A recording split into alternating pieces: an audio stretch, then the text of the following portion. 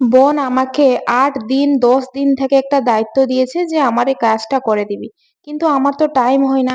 আমার যদি টাইম হয় তাহলে সেও থাকে না। তো সে ঘুমিয়ে থাকে না হলে সে মানে চলে যায় ডিউটি। তো আমি বললাম, "আরে আমাকে দিবি তো? দিলে তো আমি করে দিব।" কিন্তু কাজটা হচ্ছে এই যে জামাটা আমি তার যে ইউনিফর্মটা কাচছি, তার অনেক ময়লা হয়েছে। তো বলছে যে, "দিদি এটা একটু কেচে দিবে।" আমি বললাম, "হ্যাঁ, আমি কেচে দিব। কিন্তু তুই তো আমাকে দিলে তো আমি কেচে দিব।" সে সবদিন আসবে, সবদিন ঘুমিয়ে যাবে, ঘরের ভিতরে রেখে দিবে। আরে আমার কাছে দিলে তো আমি তো কেচে দিব না। তো আজকেই যে কাচছিলাম অনেক কষ্ট হয়েছে, অনেক ময়লা পুরো মানে ভর্তি ময়লা। মানে সাবানটা পুরোপুরি শেষ হয়ে যাচ্ছে কিন্তু তবুও ময়লা ছাড়ছে না। তো যাই হোক আমি কষ্ট করে এই জামা প্যান্টগুলো তার কেচে দিচ্ছিলাম। আর এখানে শুকানোর জন্য কিন্তু রোদটা বেরিয়েছিল না। একটু, একটু রোদ সেদিকে বেরিয়েছিল। আমি বললাম যে যাই হোক বাতাস হলে সেটা শুকে যাবে।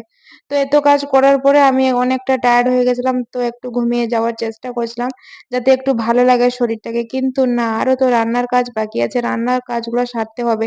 তাই পটাপট গিয়ে রান্না-টান্না আমি সেরে নিলাম এবং বোনের জন্য আমি খাবার বেড়ে দিয়ে রেখে দিলাম। কিন্তু তারপরে দেখলাম যে এই পেঁয়াজগুলো কিন্তু বোনই এনেছিল জিও মার্ট থেকে।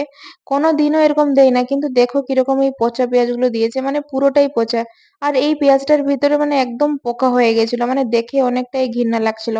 এই যে বোনের জন্য খাবার আমি বেড়ে দিয়েছিলাম, আমি বললাম না বোনকে ডেকে দিয়েছি। তো বোনকে ডাকলাম যে, "বোন এইগুলা খেয়ে নিবি আজকের জন্য। এইটুকু রান্না করেছি আর আমি কিছু করতে পারিনি। আমার শরীর অনেকটাই খারাপ।"